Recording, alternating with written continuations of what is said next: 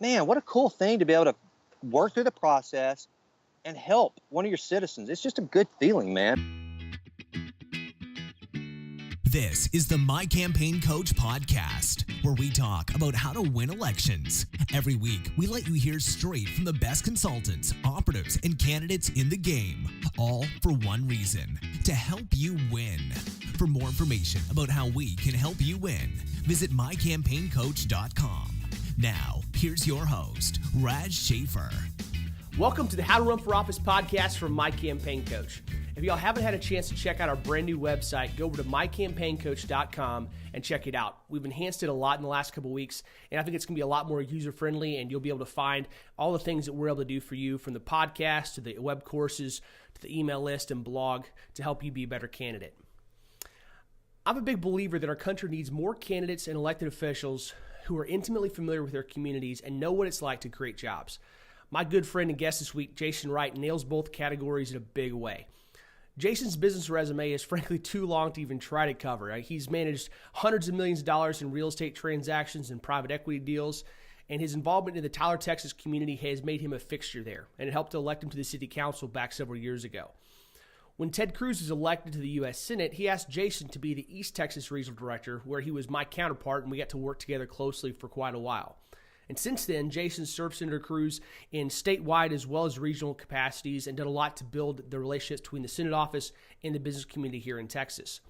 During that time, he also went to SMU and got his MBA there, and he's been now out on the outside working back in Tyler, Texas, in that area, working to help create jobs, cut deals, and do great things with his girls out there in Tyler. Jason, thanks for coming on the podcast today. Hey, brother, it's good to be with you, Raz. Thanks for having me, man. Man, we don't get to spend as much time together as I would like, but I always enjoy talking to you. And today we get to talk about some of the things that you and I both know and love and we have in common, and that's talking about business, politics, and relationships. Yep. And I want to start that out kind of talking about your background and history and everything that leads up to you getting involved in politics, because a lot of that has to do with you growing up out there in East Texas and just your passion for that region. Yeah. So, yeah, I'm a fifth-generation East Texan, actually. I grew up in Sulphur Springs in northeast Texas. Did my undergrad work at Stephen F. Austin State University. And it was probably at SFA, and by the way, I'm a first-generation college graduate. So going to school was really something special to me. And finishing and being successful, I was there, really meant a lot to me. And that's where I volunteered for my first ever campaign, as a matter of fact. I volunteered on Wayne Christian's campaign for state rep whenever I was there at SFA. And that's whenever I really just started looking at politics. And it's kind of where I developed who I am as far as my ideological viewpoint as a conservative and fiscal conservative and otherwise. And then from there, after I graduated, I got married and moved to Houston, where I took my first quote unquote real job. And really wasn't involved in politics at all until about 2003, when I decided I wanted to get off the road because I was traveling a ton for work. I was in management consulting, and which meant that I was basically on the road Monday through Thursday, only at home on the weekends. And I kind of, set out this vision that I wanted to get back to East Texas, and I wanted to own my own business. I wanted to be very involved in my local community and church. And I wanted to lessen my travel. At the time, my daughters were 2 and 3 years old. I wanted to be there for them. And that was kind of the 1,000-foot level of the vision, and just set out to make that happen. And that's whenever I started looking for different businesses to buy and or start, whatever the case may be. And literally, man, on a wing and a prayer and a leap of faith, packed up the family, brought them to Tyler, Texas, and bought a real estate company there, even though I'd never sold a house in my life. And literally, man, and I don't say it as false humility, by God's grace, it worked. And then once I, not knowing anyone in Tyler, I had no family or friends in Tyler at that time. I just made a point to get out into the community, join the Rotary Club, figure out what boards that interested me, where I wanted to serve. How could I get plugged into my church? And just started doing a lot of things with the community to try to not only be visible, but also to be a contributing small business owner. And that's how the whole thing started. I really love that about your story, that there's a couple of different ways you can come at community involvement when you're thinking about politics. And Yeah. I've got no problem at all with people that are thinking strategically and they want to put the building blocks in place to be able to run for office down the line, and that can drive some of their community service. I don't have a problem with that at all. But some of the people I've seen that are most successful, both in the political application of those relationships as well as just having an influence in their community organically, are the ones that it's truly about service, that they get in there because they want to help their community, they want to build relationships, and they want to make sure that their community is better off. And I love it when I see politics and political involvement being an outgrowth of, not a catalyst for that political side. So, from there, I mean, you were building these relationships, you're getting active in your church, taking care of your family and your daughters, and growing a business. And, from there, you started getting involved in a lot of the political side of the real estate business, getting involved in some of those boards and community side. Talk a little bit about how that evolved and how that kind of set some of the blocks in place for your city council run. Yeah, so you're exactly right, Raz. The political bug, for lack of a better word, really came in my volunteer work for the Texas Association of Realtors. I was in leadership there. I was in the Political Involvement Council.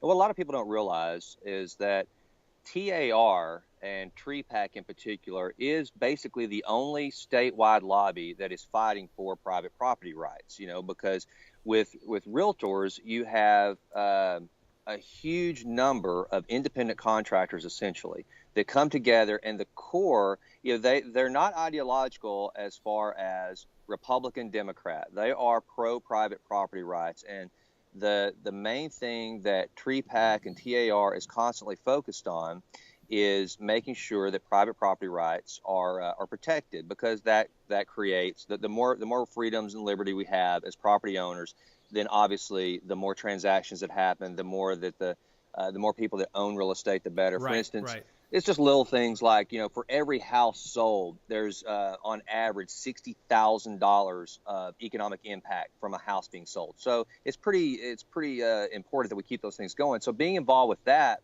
was something that I thoroughly enjoyed. And I realized how the difference was made, how you could put forth grassroots campaigns. For instance, if in certain areas, if they decide that they want to, and this is where the local politics comes in, you learn how important it is being in real estate for sure. If all of a sudden your city council decides that they want to put in an overlay district in a certain area of town, which essentially throws a bunch of people that may have never asked to be in an HOA into an HOA with highly restricted zoning requirements, and I'm not just talking about being able to not put up a big shop that could be obtrusive. I'm talking about what color your roof is and things like this. Seeing that it took a fight at the local level to make sure that those things don't just arbitrarily happen to citizens was what really got me engaged in wanting to run for office and be involved at any level I could to make sure that the right things were happening, in the community that I lived in. Well, one of the cool things about your involvement on the real estate level and how you saw the impacts of local policy in particular, it's like there are a few people that understand more about what's going on in a city and the ways that different rules, regulations, and everything that comes down from the city council happen more than realtors, because they're having to constantly research it. It's affecting their ability to sell homes, and they've got to know all the ins and outs to be able to tell a prospective home buyer or a business, somebody that's buying a commercial property, hey, here are the rules within which you're going to operate if you buy this, that come along with the property. And so you were able to get a real crash course, a very quick study in all the intricacies of all the ways the city council could screw up your business and an individual's world right through that. And so that helped you see a lot of the ways that a good city councilman, somebody that was interested in protecting private property rights, could really have an impact. Absolutely. Or if you've got a city manager that has an agenda, it has a very much of a centralized government type focus to essentially manage all the property within a city from City Hall, and to do that, you've got to take somebody's liberty away and concentrate it to a council. Yeah, those are things that really interested me in defending against and being a participator in. And you're right, being in real estate, you have to know everything. You have to know about schools. You have to know about zoning. You have to know about the local businesses. And, people kind of look to you as a repository for information about that community in ways they don't look to anyone else, because you're just literally expected to know everything there is. So now is that a strong city manager style of government as far as how the council's set up, or how does that work out there? Yeah, it is, Raz. It's a strong city manager, weak mayor, and we're all in districts. So I represented District 6, so I represented about 14,000 citizens throughout throughout my district. Of about Tyler's about 100,000 people. So with the strong city manager style of government, something a lot of our listeners may not be aware of is that effectively, at least here in Texas, one of the most popular types of government is they have a strong city manager. And what that means is that you as a city councilor, that two of your biggest tools, the biggest ways you have authority is the hiring and firing the city manager, and then the setting of the tax rate. And of course, that's you absolutely get to right. vote on stuff every week, but those are your two biggest tools that you have to affect policy. And so when you're looking at how you can impact the city council and the rules that they're putting in place, one of the biggest things that you got to do is be able to ask good questions of the city manager, to ask them to do research and task them. And at the end of the day, the city manager's got to know that if he doesn't do what city council wants to do, he's going to get fired. And that's really mostly the same as far as school boards. That school boards have the ability to hire and fire the superintendent and to set the property tax rate. I'm speaking here in Texas specifically. But when you're doing those things, what are some of the ways, some of the things you keep in mind when you're operating that capacity as a city councilman to help make sure what you're wanting to get done is accomplished? First of all, I think it's what you said is absolutely right on. You've got to have a great relationship with a city manager. And I don't think a lot of folks, the general citizens out there, many of them don't even know who their city manager is. And unless you're a builder or a developer and you're constantly having to go and ask that city manager in planning and zoning for variances and that sort of thing, then you're just not going to know who they are. But a good city manager that is basically the chief operating officer of the city is so important. And so the best thing is just it's good communication, and it's being willing to understand the city's budget, its priorities, its goals, and its citizens' wants, needs, and desires, and be able to convey those on behalf of whomever you're representing, the city as a whole, or also those are also just your district members, because every district will have its own flavor, right, of what their interests are, and be able to communicate that to the city manager. And that's where diplomacy, I think, begins. It's not always just with the different citizens within the city, but it's also with that city manager and then all your staff level folks. One of the things I made a point to do when I was on council is to make sure that the staff knew that they were appreciated, they were going to be listened to, but I was going to be willing to ask questions, tough questions. If, for instance, we're doing something every year during budget, the city manager knew that I was going to want to have a one-on-one meeting for him to go with me line by line to explain every expenditure, why we're doing it, if it's an increase in particular. If we're doing a transfer, for instance, a lot of folks don't realize this, but a city will take and they'll create accounts. Imagine, like you've heard Dave Ramsey describe, having envelopes where you stuff money in for dining out, for groceries, for gas or whatever. Yeah. A city is the same way. And so there will come a time where, let's say that one department is not going to meet their budget. So you'll take from one envelope, AKA an account, and put it into that budget. So you've been saving money that you didn't spend in this one because this guy came in, this envelope, if you will, has more money in it than you needed. As a good council member, you need to be able to ask, why do we have more money than we needed? Why did we miss that budget there, having more money than we needed? Because essentially you took taxpayer money for that envelope that you didn't need, and there's probably a logical explanation. And if you're wanting to take it away from there, why did you come in, over budget in this department? So now you're having to do the proverbial robbing Peter to pay Paul. And to be able to understand how that works and look at a city's chart of accounts and ask those questions. And if you've got a good city manager that is willing to work in an apolitical way with the council, it makes that so much easier. Well, you raised two really good points there. One is just the importance of building friendly relationships with the city staff, because this is a thing where, yes, they work for you, you both work for the citizens, and you need to be able to ask them questions. But if they don't have a respect for you and a belief that you appreciate what they're doing for you and for the citizens, then the questions that you're asking are not going to get researched in the same way. They can slow That's review. absolutely right. That's one of the biggest problems with bureaucracy is that the people that are the staff there for a long term, they have a lot more tools to slow things down and make your life hell and make you ineffective as a legislator or as a city councilman than you do to make their life hell. Well, yeah, Raz, you're absolutely right. And I want to come back to that topic when we talk about just the absolute importance of local government. So, yeah, because you really hit on something there. Yeah, well, and the second one is the importance of being able to ask questions specific to what's happening in the budget, both when it's too high and too low, because you have your experience doing management consulting and running your own business, understanding the chart of accounts and the importance of setting those budgets.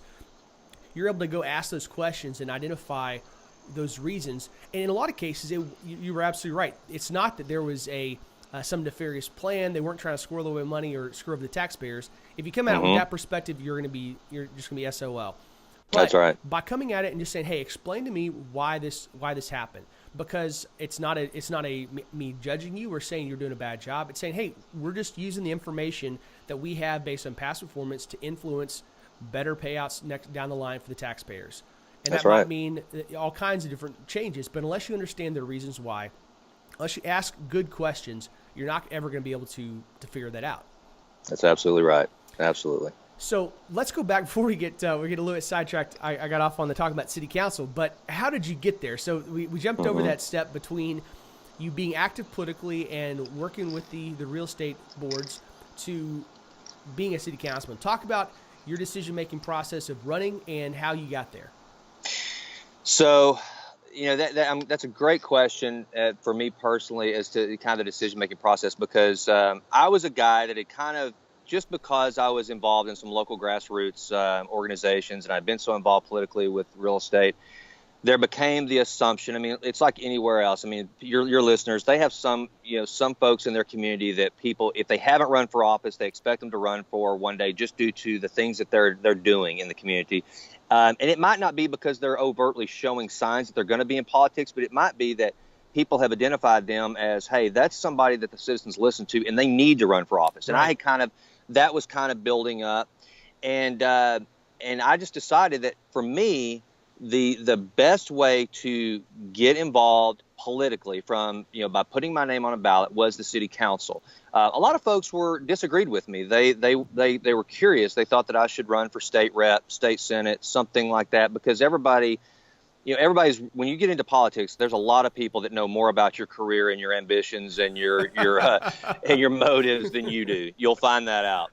But for me, it was we had a councilman that was term limiting out, who had a reputation for being hostile to local developers. Tyler is a city of about 100,000 people. It's growing. Construction development, commercial development in particular, is extremely important to the overall economic base. I mean, Tyler is a city that has zero general obligation debt. It has less employees today than it had in 1997. Wow. And so just so your listeners know, because I like to make sure I hammer this point home. When you hear that a city has zero general obligation debt, that means that every penny in taxes you pay are going towards services. They're going towards the things that you use and expect from your city. They're not paying off a credit card that was run up so that you could have something due to poor management or a bad economy or whatever the case may be. Well, and that's incredibly rare. It is. Nobody has that. That's right, especially for a city our size. And so to do that, you have to maintain a thriving tax base. And the way you maintain a thriving tax base is to make sure that commerce is conducted freely and in a prolific way. And a lot of that has to do with development. Now, that doesn't mean that you throw the baby out with the bathwater. You have to be very vigilant for proper zoning, everything from green spaces. You want to make sure those are maintained, because that's another thing. If you just cast aside the beauty and the aesthetics of a city in the name of rapid development, then eventually it'll be ugly. People won't want to be there. The businesses suffer. So you have to look at both sides of the coin. But this particular councilman had really given a lot of problems, in particular to one of the largest developments. In fact, whenever the development that he personally held up with the help of his hand-picked successor that became my ultimate challenger in the race, whenever the development that they personally held up for years, at the time it finally got launched, and they had gone through all the hoops to get this commercial development started. It was the largest commercial development in Texas at the time it was under construction. Wow. So we're not just talking about putting up a Jiffy Lube in a place where it might cause some neighbors to get mad. We're talking about way on the south end of town, away in a perfectly, located area. And by the way, a private property owner wanting to develop their property in this way. And it was one of the most economical, impactful developments that had ever been done in Tyler, that they were holding up. And so so this guy that's term limiting out, he had a neighbor these were both my neighbors as well, a physician's wife who he had handpicked that was going to be his successor, that's who he was going to get behind.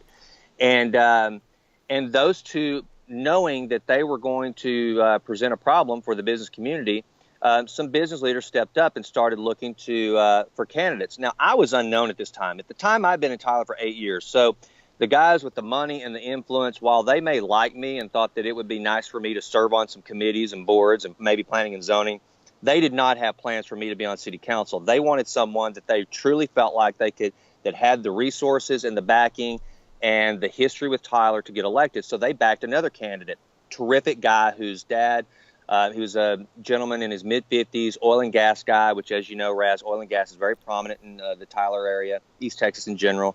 His father was a former mayor, just a very nice, milquetoast guy, and a terrific guy. So that's who kind of the business community was getting behind. Again, not because he had ever done anything. In fact, a lot of people, that weren't tied into the kind of quote unquote old Tyler guard didn't know who he was. And so it became a 3-person race. And one of the funniest things was another candidate that thought that they were trying to get into the race early on. That's whenever I had the visits from the guys whose rings that they think you're supposed to come kiss came to me and asked me if I would please step aside. This guy was going to run. I said no. I said I'll enjoy running against him. I think he's a great guy, but I'm up for the challenge. And so really for me, what it was, having the real estate background, having a pro-business background, having a desire to truly serve at the local level where I think that the most impact can be made, all those factors, and just the timing. I thought the time was right. The seat was open.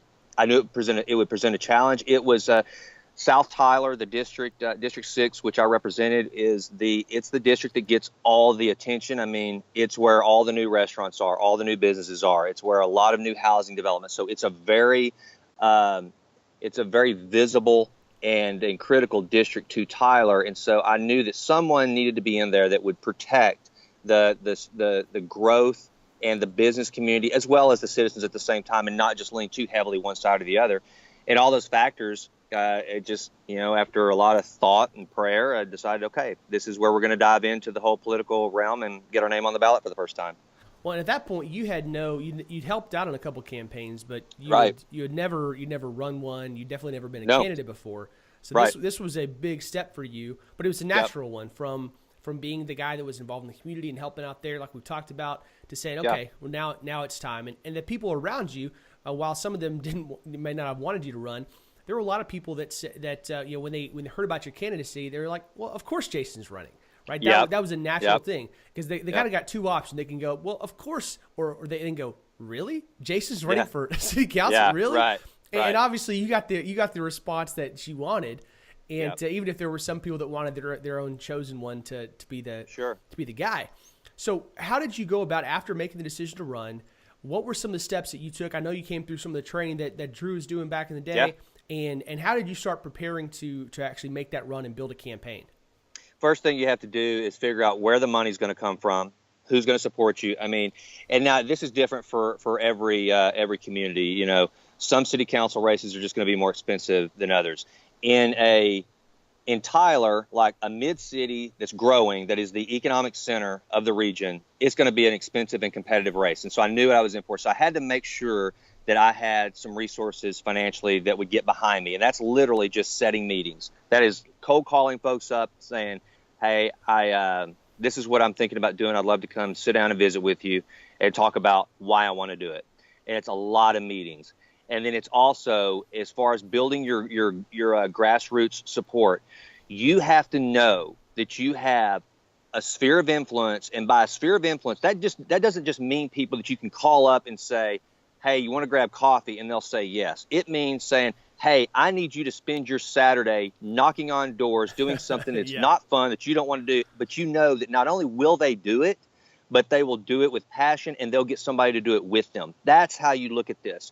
And so I started reaching out to those folks, letting them know what I was going to do, and building that, both that financial support as well as just the volunteer support of folks that that I would need, because there is no candidate that is going to get elected just by being the greatest candidate in the world. You have to have that cheerleading section. You have to have somebody that's at the grocery store that whenever they pass another mom, another school board member or something that says, hey, who are you going to vote for? And the other person says, well, I'm voting for the candidate that's not you. You got to have those folks to say, wait, why? Do you know them? Well, no, just so-and-so told me. Why? Who are you voting for? Well, I'm voting for Jason Wright, and here's why.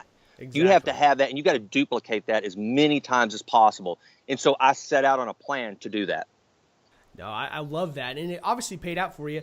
We've talked. We had Brian Bird, who's a new Civil War City Councilman, came through our coaching last fall, and we interviewed him about a month or two ago on the podcast. And that's exactly what he did. His story is very similar to yours as far as business background and community involvement, and then it just coming the right time to run for this seat. Right. And those relationships he had been cultivating for years, that led to a lot of people being very, very passionate about supporting him. And they wanted to go out and knock those doors on Saturdays and make the phone calls and go talk to people in grocery stores. That's what gets you elected, period. But it's building relationships. But on the local level, it's that much more visible because you're talking about that smaller base of voters all concentrated in a much more dense geographic area. You are. And the thing is, Raz, that's to anyone that might be listening or anyone that you're consulting with or talking to, that they're not the quote-unquote big name in the community. If the bigger the community, the better. Because let me tell you something.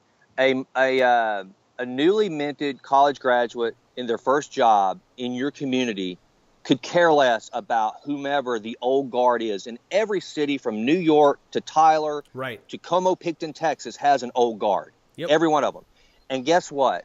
Young working families don't give a flip about those folks. They care about the person that is willing to show up on their door and tell their story and say, and who they met in person is who they're probably going to vote for. And the bottom line is they could have heard and had 20 people tell them that they should vote for another candidate. But if they've never met that candidate and they have met you, then your likelihood of getting that vote is much greater. So to that point, when I really started my campaign, I would leave my office literally every single day at 4 o'clock, and I would go knock on as many doors as I could until the sun went down, because I just don't think it's right to knock on doors after dark. That's creepy, you know. I didn't want to be the creepy candidate. You don't want to get shot out there in East Texas. That's right. So put in a full day and then go walk. I lost about 10 pounds, and it was great, knocking on doors. And here's another thing that I did that, whether it was impactful or not, I don't know, but I'm old school and I believe in it. And remember, being in the real estate, I'm in the sales business, right? I had as many as 35 realtors out there. It's all about relationships. It's all about building repeat and referral business. So it's all about follow-up. So if I knocked on your door, and if all I got to do was hand you my push card and then you slam the door in my face, you got a thank you note. Thank you so much for the opportunity to meet you. I would really appreciate your vote. And then it's coming down to using, and by the way, let's get some tactical strategy here, which a lot of candidates don't. Not to beat up on him, but I want to talk about one of my opponents who made every mistake that I think a lot of candidates make. Not to beat up on him, but just to help anyone that's listening to this that might be thinking about running. So there are lists out there, as you know, from either guys like you, from just taking and creating your own database. Your county, all the records of voters. Now, they can't tell you how people voted, but you can go get a list free of charge from your county clerk that shows every single voter that voted in bond elections, local county elections, city elections, and essentially you hedge your bets. You say, okay, I'm going to create a spreadsheet of every single person. Like in my case, I wanted someone that had voted in every Republican primary, that had voted in every school bond election, every city election. I wanted to look for a most likely conservative candidate that always showed up to the polls. I'm not just going to go take a bunch of addresses and start knocking on every door. And that's Right. a philosophy. A lot of people do that. I don't Well, it's do a bad that. one. You Right. got to go with the target-rich environment. Exactly. If I'm selling Chevrolets, and I've got to have so many sold by May 2nd, guess what? I'm only going to go knock on the doors of people that have bought 3 or 4 Chevys in the last 10 years versus the guy that's bought Hyundais all up until now has never bought a Chevy and think that I'm the guy that's Right. going to make him see the light that Chevy's what he should drive. Not going to do that. So that's what I started out doing, just walking and knocking and knowing, because it's the way I built my real estate business. Whenever I came into Tyler, again, no one knew me. I bought a company that was a franchise and a brand that was not popular in the town. And I just took the attitude that, and told my realtors, if you're there, if you work harder, if you work smarter, if you do the right things, it doesn't matter. The person that people like and that they believe will get the job done will, in most cases, not all, but most cases, get the listing or get the buyer. Yes. It's the same thing in politics. You have to be in front. And I would rather be on someone's doorstep, having a one-on-one conversation with them, convincing them why they should vote for me, why it means something to me, than I would be, in front of 10,000 people making a canned speech or something to that effect and not having that personal impact on that individual. So a lot in that little soliloquy, but there you go. No, I love that. And to your point, using tools like Campaign Sidekick and database programs out there to target your voters, not knocking every door, knocking the ones that meet the profile, somebody's likely to vote.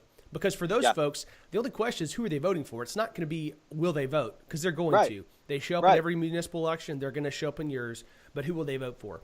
And if you showed up on their door and you've had the time to at least hand them that palm card and send them a note to say thank you, that's awesome. They're going to vote for you in the vast majority of cases. Yep. What were some of those other mistakes that your opponent made?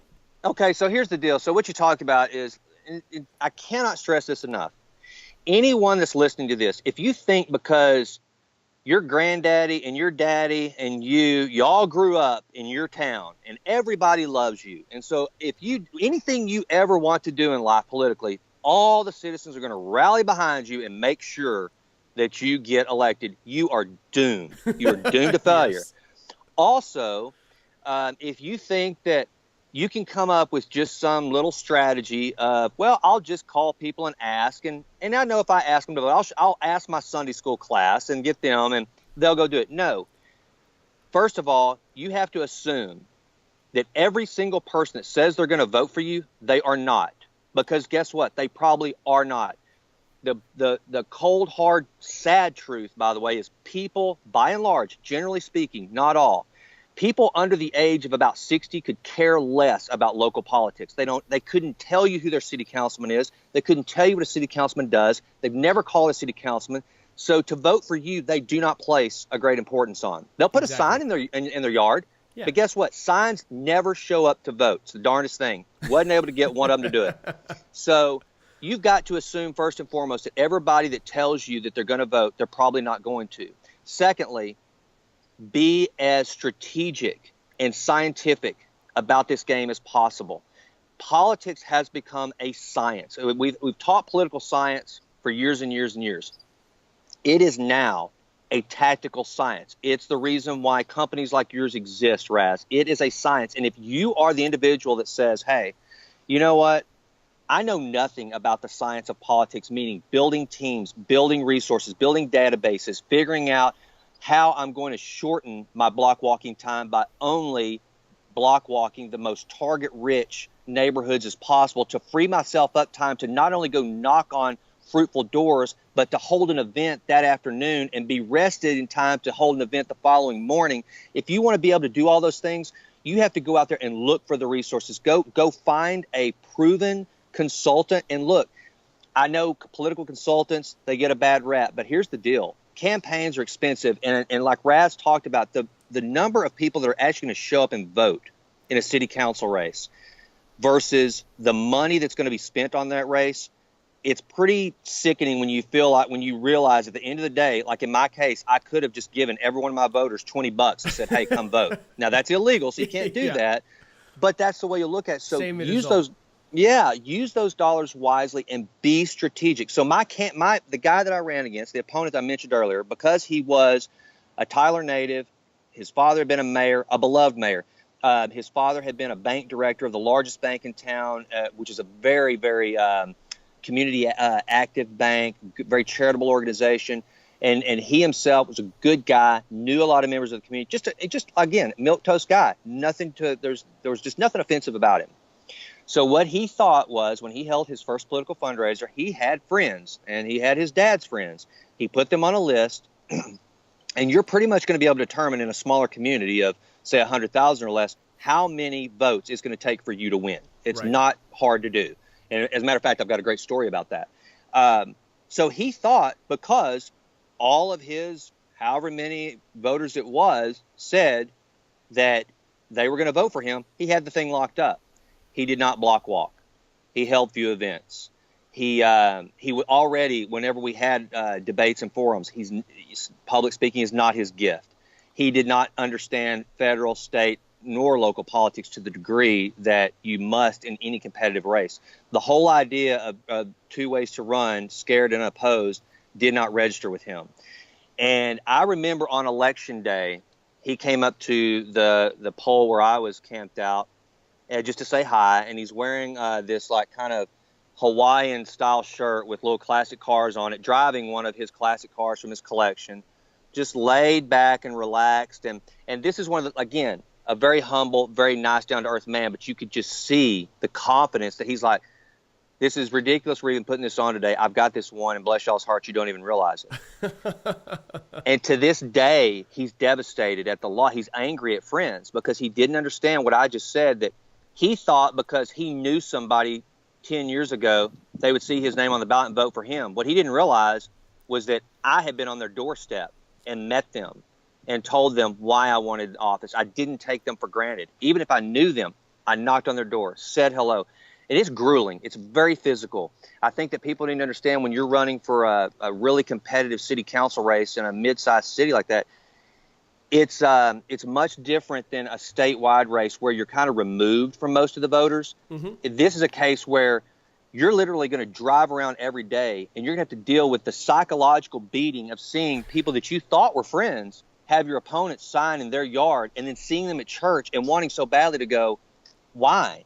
But you can't do that. You just have to maintain composure. And it's also, again, it's a ground game, man. It is guerrilla warfare, walking and outworking the other candidate. In local politics in particular, now, you know as well as I do, the further away you get from the community, the strategy becomes much different. But at a local level, it is guerrilla warfare. It's physical. It's hand-to-hand combat, meaning who knocks on the most doors, who gets in front of the most voters, that is who's going to win, and who does not take anything for granted. It is grueling, it's hard, it's physically and it's emotionally draining, but if you're willing to put it in, I don't care if you just showed up in town 3 years ago. If you've done the right things, if you've shown that community you're a good individual, you're a responsible individual, you care about the place where you live, and now you're just saying, hey, like for us city council people, we don't even get paid a stipend for our meetings. It is zero salary. There's nothing in it. So whenever you do those things, you lay that groundwork and you show people you're willing to work harder than anybody else, you'd be amazed at the groundswell of support that will come behind, just because people see that you're not taking anything for granted. And you raised some really good points there. I think that you looked at this race and you said, okay, what is my advantage, and what is my opportunity? You saw, and what are my disadvantages, and what are my challenges? And so you saw that you had a significant advantage in if you applied your advantage asymmetrically, you could go out there and build those relationships, take your community involvement, your willingness to work hard, and your sales background up against their detachment, from the local community and their involvement in knocking doors. Their advantage lay in the relationships, in the money, in all those areas. But if you force this into a ground game, if you say, we're going to fight on the ground, we're not going to have this air war where it's all about who's lived here the longest in those long-term relationships, where you could not have a chance. It's like, let's take this to the ground. Yep. And you knew you could outwork them. And they didn't even realize, at least this one opponent had no idea the impact it would have. And so you really properly applied an asymmetrical advantage to that conflict, to that political fight, and you carried it away. Yeah. And the best thing that you can, and here's another thing too, I tell people, don't be afraid of big money coming against you. politics, I think your old boss, the guy that we kind of met each other through, Ted Cruz, is proof of that. Just because you're not the guy that shows up to the fight with the biggest war chest doesn't mean you're down and out. In fact, I'm of the opinion now granted, Raz, money is still the mother's milk of politics. It absolutely is. However, I think that creates a bad candidate in a lot of cases, because if a candidate knows they have a huge war chest, then they think, I don't have to get out there and work as hard. We'll just do another mailer. We'll do another phone bank. We'll go buy another database and Target. I don't have to get out there. So to anyone that might be listening to this, I would say, do not ever let the fact that some guy that literally has nothing else to do but go run for city council and more money to spend than they know what to do with turn you away from the race. Because I guarantee you the whole deal, like we saw in the Revolution, where Cornwallis's arrogance against the militia was his biggest downfall, right? He just never thought that this ragtag band of misfits, these colonial soldiers, could ever beat the might of the British Empire. There's nothing new under the sun. It's still, just like Solomon said, there's nothing new under the sun. You're still going to have those same dynamics at play, especially in local politics, where you're going to have some local wealthy individuals who think they get to choose what happens. And the good news is, too, for anyone looking to run now, I think there's a certain disdain for that in general in our country, of old guards making decisions for the up-and-comers that are trying to do new things and be participants in the activities of their community. So I would just say that's almost an advantage to have somebody that on paper, like our former lieutenant governor, on paper should walk away with an election. To me, that's your advantage, because everyone will underestimate you. And while they're underestimating you, before you know it, you've outflanked them. And at the end of the day, you're standing there in their face, ready to beat them. It's a great thing. Well, this is something that you see applied, everywhere from politics to martial arts, right? Using an opponent's strengths against them. Absolutely. Whether it's using somebody has a long reach, will get inside where they can't touch you. If they got a lot of weight on you, use that weight against them and use it to throw them. In politics, if they have a lot of money and you don't have that, and they're not going to be willing to work on the ground, go work heavy on the ground. And that's something that you use, Ted Cruz used, you talked about in the military context. It's an incredibly important thing. So if you're looking at running for office and you find yourself fixated on your opponent's strengths and how impossible it is for you to beat them, take a step back and detach yourself and say, okay, wait a second, how can we use this seeming advantage against them? How can we build this race? Because if you're willing to work harder, if you're willing to build more relationships, that's huge. Because the second part of what you mentioned earlier about when somebody tells you they're voting for you, that doesn't matter, or you should assume they're not. Now, that's not just that they're going to vote, might vote for the other guy. That's assuming they're going to vote at all. That's exactly right. You can't just talk to them once and assume after they've told you at the door that they're going to vote for you. You can't assume that they're going to show up on election day. That's where you got to have that information databased, and you got to be doing consistent follow-up with them until you actually see it turn out that they did actually go vote. Yeah. Well, I think that's the thing too, Raz. So let's get into how you manage a campaign at the local level, because local level, as long as you're not running, say Dallas, Houston, and actually you can do this too, it requires more resources to do it. So here's what early voting to me is one of the greatest gifts any candidate can have. It is such a gift. It almost blows me away that it happens. So all of you listeners that are thinking about getting involved in your local communities, and by the way, I highly encourage you to do it, and God bless you for your willingness to serve at such a thankless level. We need people like that. So just a little editorial there. The end of every day of early voting, your county clerk can provide you with an Excel spreadsheet of every single person that voted that day. Now, let me tell you what tripped some people out. Now, let me tell you what I did, and this was in the runoff, because it ended up, we knocked out the guy that I told you I liked, but was just a terrible candidate as far as how he took everything for granted. It became me and a physician's wife that was the handpicked successor of the guy who was term limiting out. And so when it came to the runoff, here's what I did. I gathered up a team, created team captains. I said, okay, I want all of you to give me 15 names that you're willing to hound to make sure they go early vote. And here's how it's going to work. I'm going to provide to you, whoever you put on your team, whoever you list are the people that you're saying, I'm responsible for making sure these people get to the polls. I'm going to provide you their names at the end of every day of early voting if they didn't go vote. And so literally I had some team captains that were shocked. They said, oh my gosh, I ran into so-and-so today at the gym and they told me they voted. How can they be on this list? I said, it's because they didn't vote. They lied to you. and so then, shame is a powerful tool. Absolutely. So then when they would call these people and go, hey, I see you didn't get a chance to go vote today. Please go vote tomorrow. So many people in those early days of early voting were like, how do you know that? You're not supposed to know. And you have to say, well, look, no, I can't see how you voted, but yes, it's public record as to whether or not you voted at all. Yes. That right there, man, that was the key. I did that every single day. And Raz, you'll love this as somebody who manages campaigns and handles things from the data part of it. When I was sitting down at the end of early voting, I tabulated it up and I said, I think I'm ahead by only 13 votes. Because basically I had this list that had the number of names I thought I would need to win. Any name that I had no clue who it was, that I just couldn't trace it to any of my captains, I didn't know them personally or whatever, I threw them out. The names left over versus the names that all the names that I dismissed from mine and gave to my opponent, there was a 13-point variation. So here's what happens the day of election. They release the early vote totals right before they release the day of totals, right? Mm-hmm. Yeah.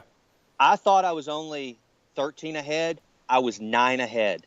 Oh, my gosh. I had only missed it by 4. And to anyone listening. And how many votes total cast in the early? Oh, gosh, I don't even remember, Raz. It was a significant number. Yeah. I think it was like 1,200 maybe, something so you're something up 9 like that. votes out of 1,200, roughly 1,200 cast. Exactly. So, I mean, missing that by only 4 votes as far as your estimation, that margin of error is really, really small. It's small. But here's the thing, though. I knew that, and that gave me a sense of peace. And so to anyone listening, I'm telling you, if you will just manage this from a scientific standpoint at a granular level, never leave anything to chance. Never just hope that somebody saw your sign and they're going to go out and vote for you. Don't do that. Keep it as scientific as possible. Take not one vote for granted. Get those lists put together. Hound those people. If they say that they wanted to be your team captain, question them. Say, hey, team captain, of the 40 names that you listed, these 25 still haven't gone to early vote. Will you please make those phone calls? And some of them are uncomfortable doing it. Some of them will just say, I just don't want to do that. I don't want to hound people. Got it. No problem. Move them over to somebody who will, because you're going to have a bulldog that's out there for you that will call anybody you ask. And I'm telling you, man, that is, if you will just be strategic and tactical and sophisticated, because in a local race, again, so many people take local politics for granted. And I used to tell people that, when they would ask me, why city council? Why aren't you running for state rep? Why aren't you running for something sexy, something that's big? And it would frustrate me, because here's the deal.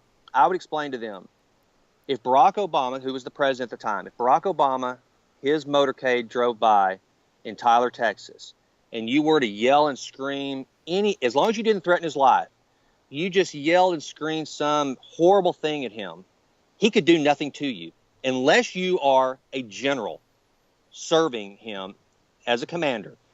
He really couldn't do anything to you.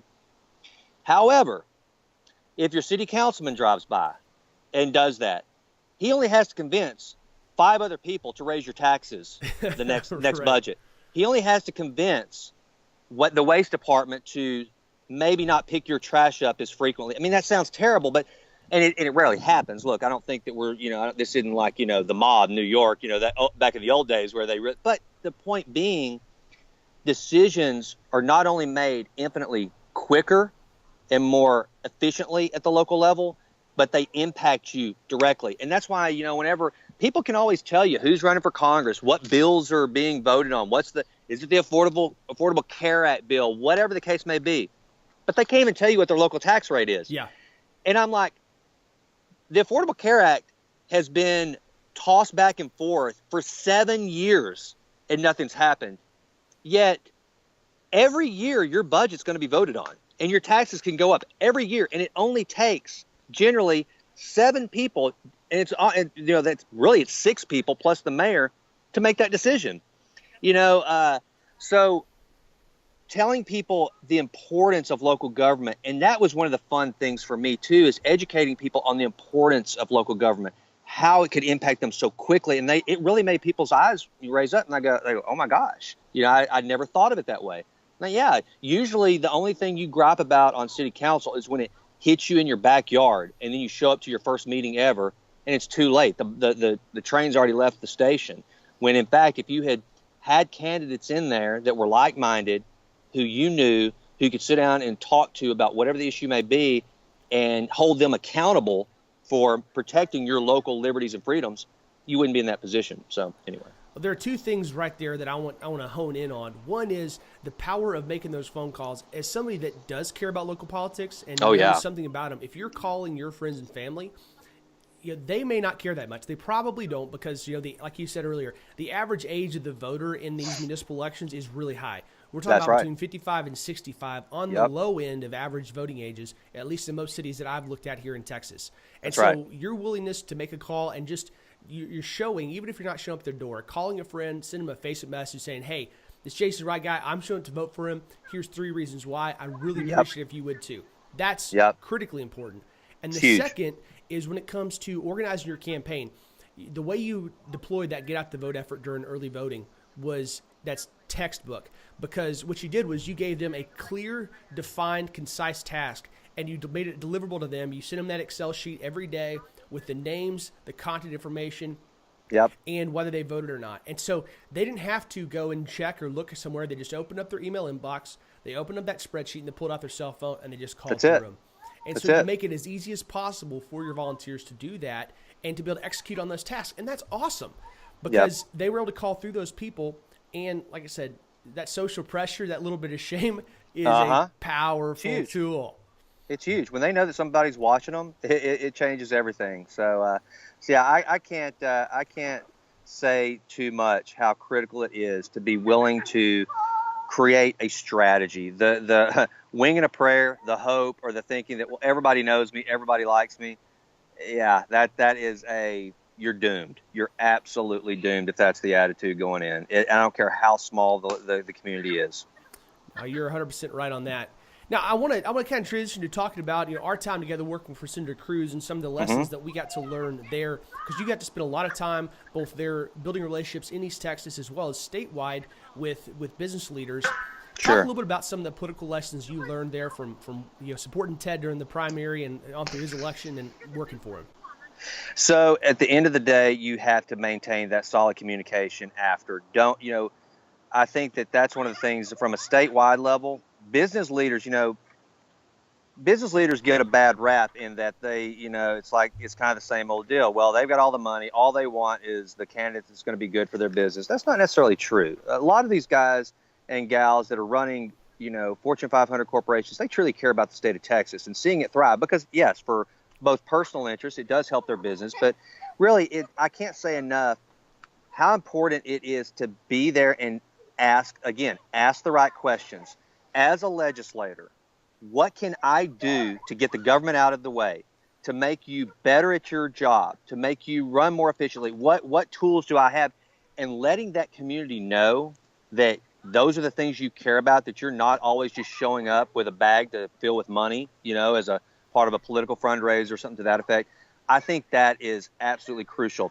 The second thing is, and the kind of the role that you and I played, is letting constituents know that there are boots on the ground that care about what's going on in their lives. If they are a veteran that has not received a check in 3 months that they were supposed to have received to reimburse them for a medical procedure, they need to know that their senator, as was the case with us, their senator cares and is going to figure out what they can do. It's also explained to them that, a senator, with all the power and authority and influence a senator has, a senator can't just go rogue and beat his fist at the VA or the IRS or fill in the agency. But what we do have are people, caseworkers run by some extraordinarily talented people that care deeply about every constituent that have relationships within those agencies to be able to short circuit the research and say, hey, I have a constituent that's having trouble. What can we do to work with you to get them the help? It's making constituents know that don't have the influence of a big business person that can't sit down and go, hey, this operation, we're in the payday lending business, and Operation Choke Point is killing us. It's literally Eric Holder's way of putting our industry out of business.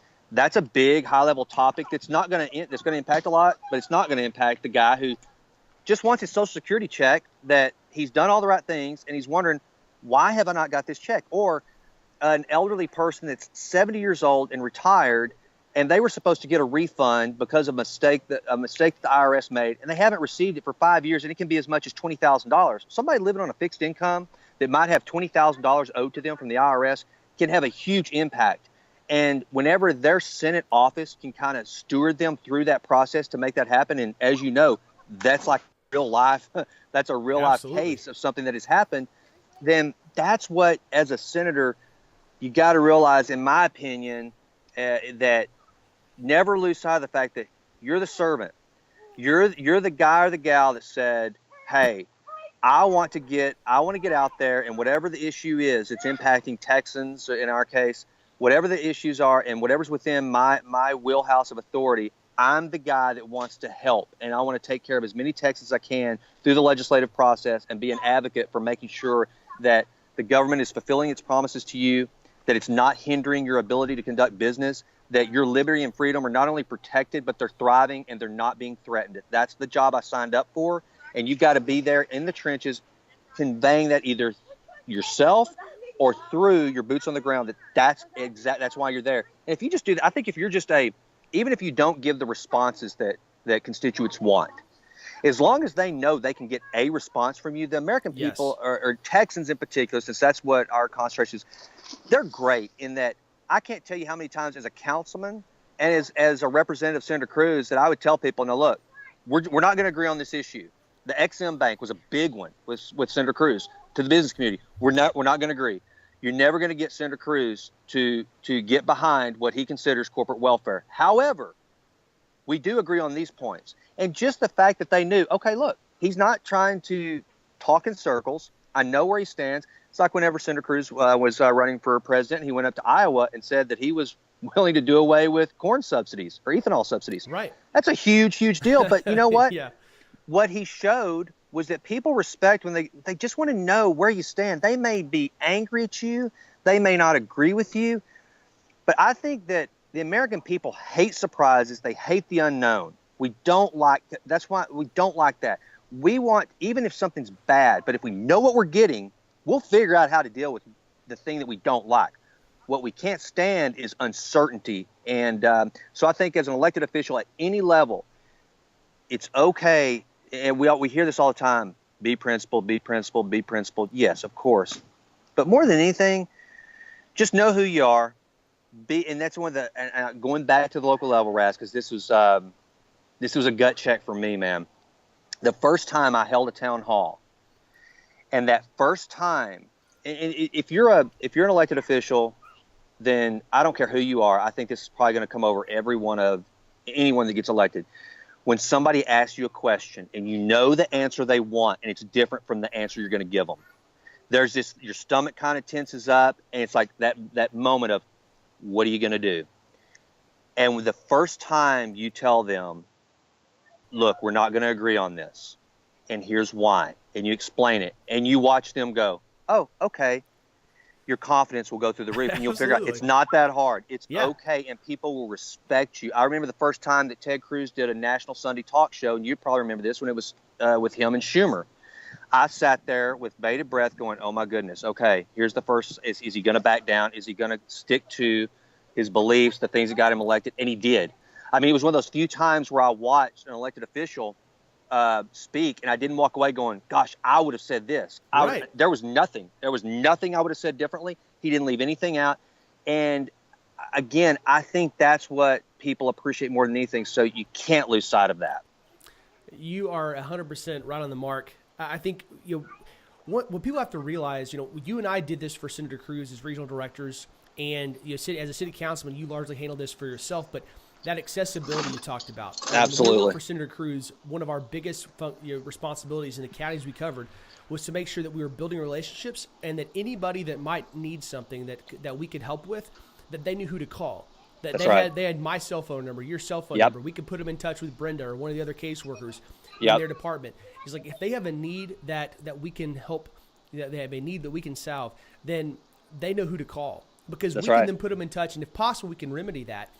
At the very least, they can let us know what's going on in their lives and where something is not working. That's right. The city councilman that with the waste disposal and stuff like that, they're not having their road repairs. They got potholes in front of their house, or the curb hasn't been replaced, or these small things that affect their life in a real way. If they don't know who to call, then they're going to get frustrated. And your biggest insulation against a challenge or against defeat is going to be those relationships, and making sure that if somebody has a frustration or a need, they can call you. Because if they don't know who to call, they're probably not going to put the work into figuring out who. And that means that frustration is going to fester, which means eventually they're going to get ticked off at you. It's going to go from, man, I wish this would get done, to, dadgummit, who is this Jason Wright guy that's my city councilman, and why the heck hasn't he got my curb fixed? And, that's right. And that's when you make an enemy. And now, frankly, they should have put a little bit of work in trying to contact you, but we're not living it with the perfect world here. This is your job to make sure that you're accessible. And we did a lot of that for Senator Cruz. And you got to make sure, as an elected official, that from the top down, whether it's just you or whether you got folks working for you, that public service is a key part of what you're doing. That's reinforced in every meeting, in every conversation. I know we each had that with Senator Cruz. We're driving him around, we're talking, he's asking us for their stories and asking us for the pulse of what's going on the ground. Yeah, he made it clear he cared about that. When you're a city councilman, he made clear that you made clear to the people you worked with and for, that you wanted them listening, you wanted them talking to people and building relationships. And that's 100% of what that job is supposed to be about. It also happens to help you make sure you can keep that job for quite a while. Well, yeah, and that's the thing, Raz. I mean, I was the first councilman to ever do a Facebook town hall. I was the only councilman who did regular live town halls. To me, that if you want people involved in local government, and if you want people known as, or to know you as their representative, and that you're willing to help, get out there and get in front of them. And now there are so many tools that, like, we're using one right now to interact on, so quickly, to make communication so much more efficient, that there is literally no excuse for a candidate or an elected official to not be in front of their constituency on a regular basis. And granted, I know times are different. There has been just a lot, town halls now are protests, unfortunately.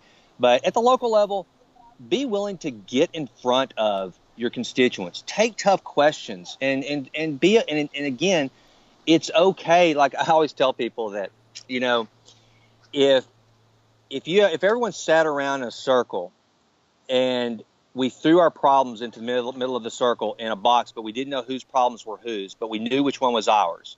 No matter how big our problem is, we would probably go grab our own problems, because at least we know we've dealt with them and we know we can survive. We don't want any surprise. We don't want to find out.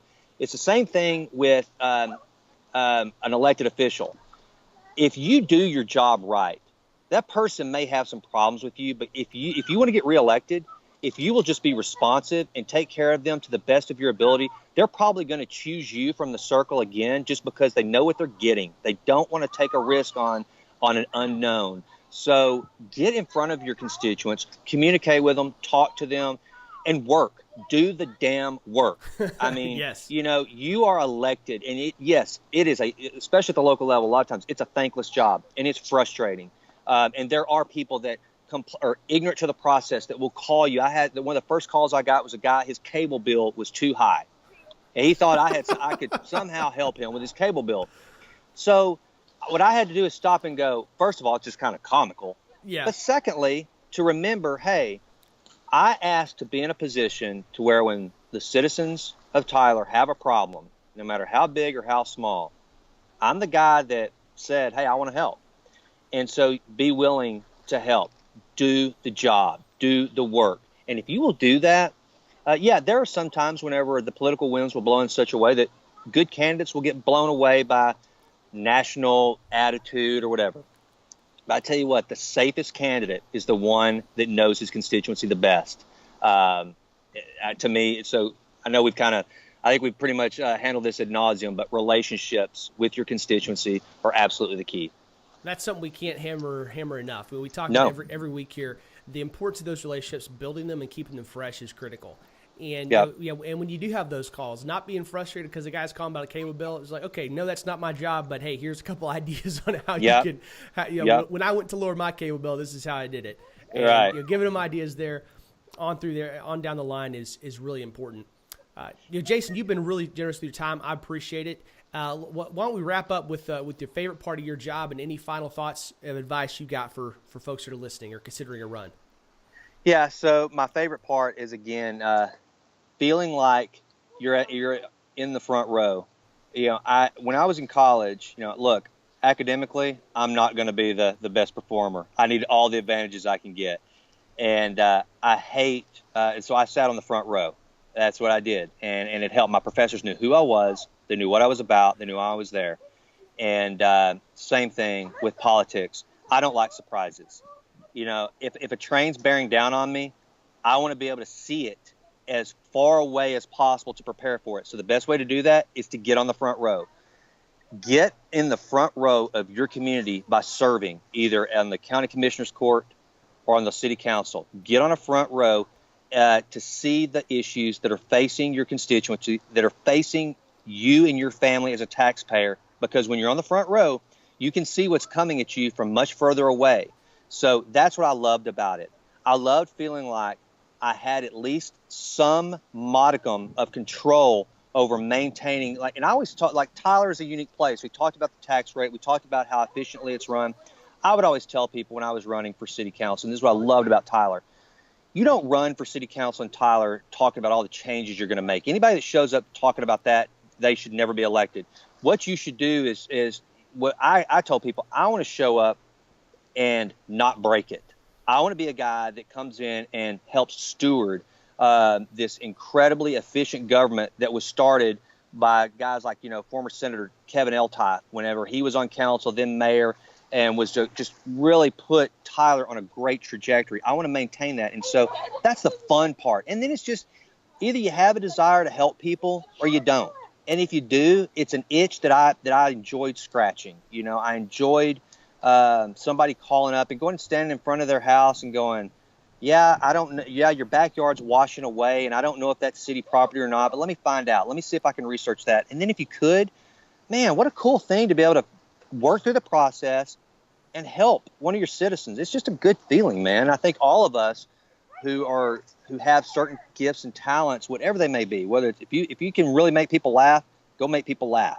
If you can fix cars, man, go fix a bunch of cars. If it's being a public servant and solving problems for your citizens and your neighbors, go do that. Just whatever God has bestowed upon you as your gift, as your ability, go exercise it to the best of your ability to try to make whatever community you live in a better place. Because if you make your local community a better place, that will spread, and eventually, God willing, this country will be a much better place than I think we find it today. So.